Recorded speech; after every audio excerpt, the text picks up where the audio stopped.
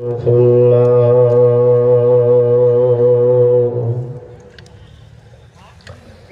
فقد قال الله تبارك وتعالى في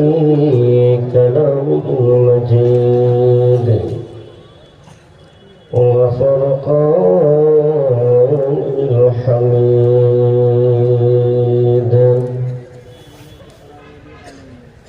بعد أعوذ بالله من الشيطان الرجيم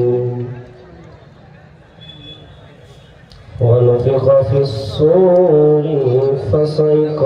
من في السماوات ومن في الأرض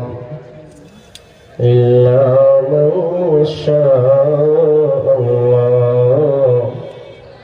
ثم نفخ فيه أخرى فإذا هم قيام ينظرون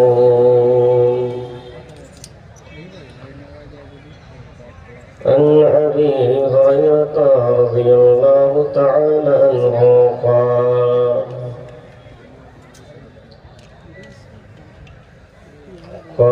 رسول الله صلى الله عليه وسلم قال السبعة يظلهم الله في ظله يوم لا ظل إلا ظله العمام العادل والشاب نشأ في عبادة ربه ورجل قلبه معلق في المساجد ورجلان تحابا في الله اجتمعا عليه وتفرقا عليه ورجل طلبته امرأة ذات منصب وجمال فقال إني أخاف الله ورجل تصدق أخفى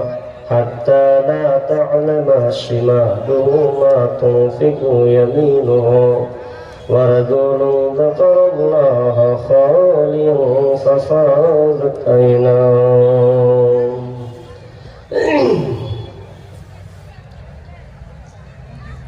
امرأة মেরে মুসলমান